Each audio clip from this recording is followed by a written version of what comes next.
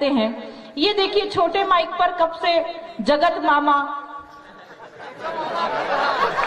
चिल्ला रहे हैं और ऐसा लग रहा है जैसे हज का छोटा रिचार्ज खुद बात करने की कोशिश कर रहा है। कह रहे हैं कि मैं राजनीति की बात नहीं करता क्योंकि मेरा चेचिस इस लायक नहीं है, मैं वीर रस की बात नहीं करता क्योंकि मेरा चेचिस इस लायक नहीं है। मेरा मानना है साहब कि जब सबको दिखाई दे रहा है कि चेचिस किसी लायक नहीं है तो कहने की क्या आवश्यकता। और भुगत तो वो रही है जो घर बैठी है कि चेचिस किसी भी लायक नहीं है। मुझे याद आता है कि अतुल ज्वाला पत्नी को लेकर मेले में गए, खो गए तो इनकी पत्नी ने सहेली से कहा कि पति खो गया है, रिपोर्ट लिखनी है। इनकी पत्नी सहेली को लेकर थानेदार साहब के पास पहुंची कि पति खो गया, रिपोर्ट लिखनी है। थानेदार साहब ने कहा कि हुलिया बता दो तो पति को ढूंढने में आसानी हो। अब इनकी पत्नी जो हुलिया बता रही है वो सुनना और इस चेचिस को एक बार फिर गौर से देखना। इनकी पत्नी हुलिया बता रही है कि 6 फुट हाइट, कलर एकदम वाइट, चले तो ऐसे जैसे ऋतिक रोशन, जेब में ढेर सारे क्रेडिट कार्ड, गले में सोने की चेन। वो सहेली ने कोनी मारी, क्या कर रही है, किसका हुलिया बता रही है। पत्नी ने जवाब दिया, जाने दे, गया सो भंगार गया, आए वो तो ढंका आए। देखो प्रेरणा जी, हमारे यहाँ तो क्या बंगाल में भी कभी कभी सामान ऐसे आ जाते हैं, धो धा के काम में ले तो बरसों तक चलते हैं। आपको देखकर तो ये बखूबी समझ में आ रहा है कि वही काम में लाया जा रहा है। मैं तो खाली ये मुन्ना बैटरी से बहुत अच्छा कविता पाठ किया, फिर कवि सम्मेलन इधर आया, निशा मुनि गौड़ जी पे बड़ी बड़ी बातें कर रहे थे। वो बहुत सारी देश की उनको चिंताएं थी, देश की चिंता के कारण उन्होंने अभी तक शादी नहीं की। मैंने कहा राजकुमार, देश की इतनी चिंता करते हो, अब तनिक खुद का भी विचार करो और लुगाई ले आओ। तो बोली दीदी सोच तो मैं भी कब से यही रहा हूं, पर किसकी लाऊं। मैंने कहा फिर मत लाओ। फिर ये आए दिनेश देशी की पत्नी ने कहा है कि 50,000 की बजाय 10,000 और बढ़ा देना और 10,000 और जियो। मतलब जो बात करते हैं पत्नी से पूछ कर करते हैं कि क्या करनी है। आज सुबह जब कवि सम्मेलन के लिए निकले तो पत्नी से पूछने लगे कि ये बता कि मैं इतनी दूर दूर कवि सम्मेलन में जाता हूँ, यदि मुझे कुछ हो जाए, कुछ दुर्घटना हो जाए तो बाकी जीवन किसके साथ गुजारेगी। पत्नी ने भावुक होकर कहा कि ऐसी बातें मत करो, शुभ शुभ बोलो। लेकिन ये अड़ गए कि सच बता कि यदि मुझे कुछ हो जाए तो बाकी जीवन किसके साथ गुजारेगी। तो पत्नी ने कहा कुछ नहीं जी, मैं बाकी जीवन अपनी छोटी बहन के साथ गुजार लूंगी। फिर इनकी पत्नी ने इनसे पूछा कि ये बताओ कि मुझे कुछ हो जाए तो तुम बाकी जीवन किसके साथ गुजारोगे। इन्होंने भी वही जवाब दिया, कुछ नहीं, मेरा विचार भी तेरी छोटी बहन। ऐसा बढ़िया मामला है दिनेश देशी जी का। अब आप देखिए हमारे ठाकुर साहब बहुत अच्छा महसूस कर रहे होंगे।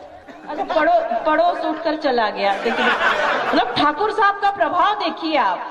मैं पिछले 3 साल से इन्हें शुभकामनाएं दे रही हूँ जन्म दिवस की, और इनसे पूछ रही हूँ कि मनोज भैया कितने साल के हो गए, तो बोले दीदी 26 साल के। फिर दूसरे साल वही, मैंने कहा मनोज भैया कितने साल के हो गए, तो बोले 26 साल के। अब इस साल भी मैंने कहा अपन कितने साल के हो गए ठाकुर साहब, तो बोले 26 साल के। मैंने कहा ये क्या मामला है, 3 साल से तो मैं पूछ रही हूँ और आप बता रहे 26 साल के। बोले कुछ नहीं दीदी, ठाकुर की जुबान दे दी सो दे दी।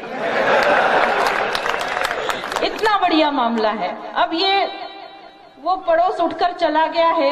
आप देखिए बहुत भद्र महिला है, बहुत अच्छी महिला है वो, आदरणीय सुमन जी, बहुत अच्छी कवित्री। एक दृश्य छोटा सा आपके बीच में रखती हूँ, आनंद लीजिएगा। महू बस स्टैंड पर बस खड़ी, बस में एक बूढ़ी काकी चढ़ी, किसी ने जगह नहीं दी, किसी ने सामान रख दिया, किसी ने थैला रख दिया, कोई फैल कर बैठ गया। बूढ़ी काकी 10 मिनट परेशान होती रही, किसी ने जगह नहीं दी।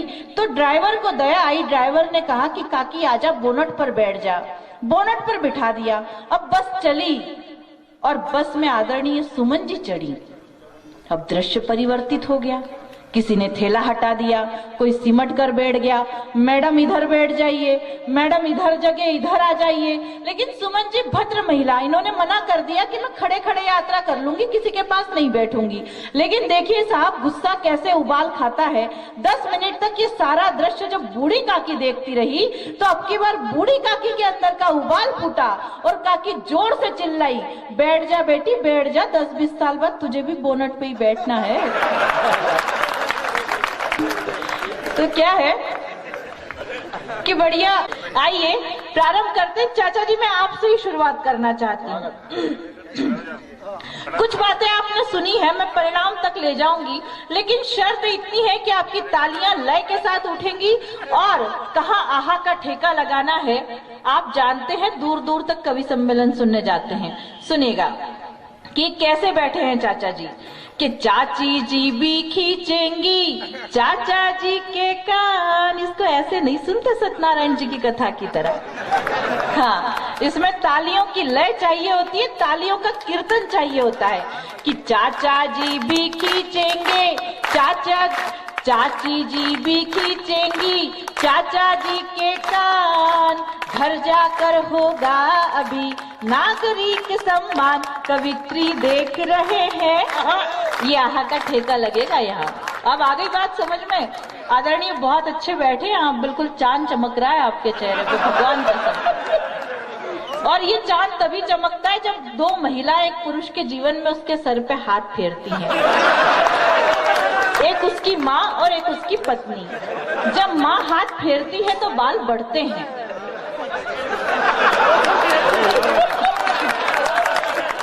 और पत्नी हाथ फेरती है तो ऐसी हालत हो जाती है। पर ईश्वर कसम कई लोग यहाँ ऐसे बिठाई दे रहे हैं, ऐसे बैठे हुए दिख रहे हैं जैसे पूरे मोहल्ले की महिलाओं ने हाथ फेर रखा है।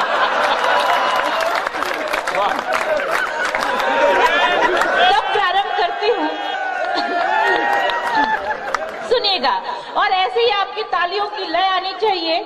मौसम का प्रभाव हम सभी के गलों पर है, सबके गले खराब हो रहे हैं, लेकिन आप ये तालियां ही इसे सफल बना सकती हैं। चाचा जी सुनिए कि चाची जी भी खींचेंगी चाचा जी के कान। घर जाकर होगा अभी नागरिक सम्मान, कवित्री देख रहे हैं, ये नजरें सेक रहे हैं। कवित्री देख रहे हैं, ये नजरें सेक रहे हैं।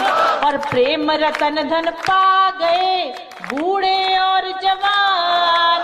प्रेम रतन धन पा गए बूढ़े और जवान। कलयुग में भी कर रहे राधे माँ का ध्यान कि वारे राधे माई। ये मंडली खूब सजाई कि वारे राधे माई। ये मंडली खूब सजाई। और अभी मंच से बात हुई सलमान खान की, लेकिन एक खान साहब ऐसे हुए जिन्होंने कहा कि मेरी पत्नी को इस देश में अब डर लगता है और इसीलिए वो देश छोड़ना चाहते हैं। एक पत्नी वो थी रानी हाड़ी, जिसने अपना सिर काटकर अपने पति को दे दिया कि जाओ स्वामी जंग जीत कर आओ। और एक पत्नी ये है जिसको हमारे देश में डर लगता है। तब निवेदन करना चाहती हूँ, सुनिएगा कि 4 दिन की चांदनी, तालियों की रिदम, तालियों की लय पूरे सदन से एक साथ आनी चाहिए कि 4 दिन की चांदनी फिर अंधियारी रात। आमिर की लुटिया डूबी मान किरण की बात। जो कल था देश का हीरो वो बन गया बिल्कुल जीरो। जो कल था देश का हीरो वो बन गया बिल्कुल जीरो। और जेएनयू में हो रही देशद्रोह की बात। जेएनयू में हो रही देशद्रोह की बात। राहुल गांधी पहुंच गए देने उनका साथ कि जनता पीटे माथा कि रोती भारत माता। ये जनता पीटे माथा कि रोती भारत माता। और 10 जनपद के द्वार पर राहुल खड़े, 10 तालियों की लय आनी चाहिए कि 10 जनपद के द्वार पर राहुल खड़े उदास। समझाती है सोनिया हो जा पप्पू पास, चली मोदी की आंधी, करे क्या राहुल गांधी। चली मोदी की आंधी, करे क्या राहुल गांधी। और 56 इंची सीने को गीदड़ आंख दिखाए, 56 इंची सीने को गीदड़ आंख दिखाए।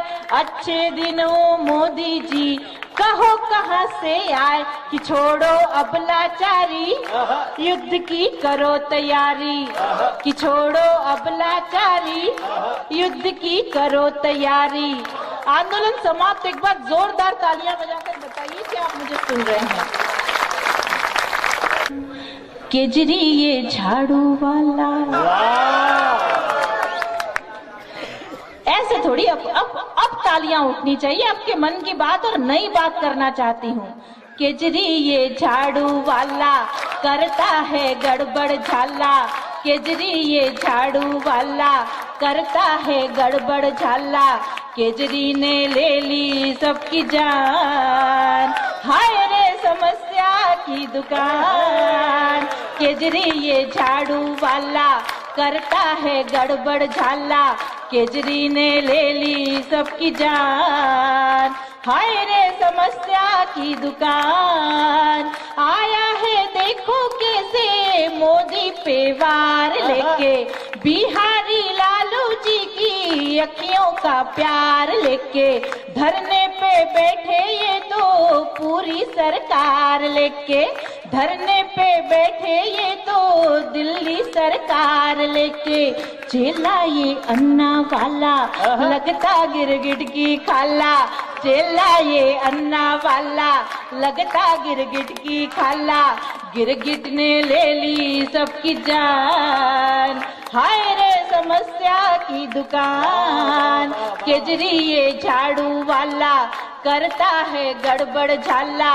केजरी ने ले ली सबकी जान, हाय रे समस्या की दुकान। मुफ्त का बिजली पानी, मुफ्त का वाईफाई, मुफ्त का बिजली पानी, मुफ्त का वाईफाई। और इवन नियम ने मचाई त्राही त्राही। दिल्ली की जनता बोले सीएम मिल गए हर जाई। दिल्ली की जनता बोले सीएम मिल गए हर जाई। खांसी चलती है खरखर, ऊपर से डाले मफलर। खांसी चलती है खरखर, ऊपर से डाले मफलर। खाए मजे लेके पान, हाय रे समस्या की दुकान। केजरी ये झाड़ू वाला करता है गड़बड़ झाला। केजरी ने ले ली सबकी जान, हाय रे समस्या की दुकान। अरे मैंने कहा मनोज भैया, महिलाएं मांग इसलिए भरती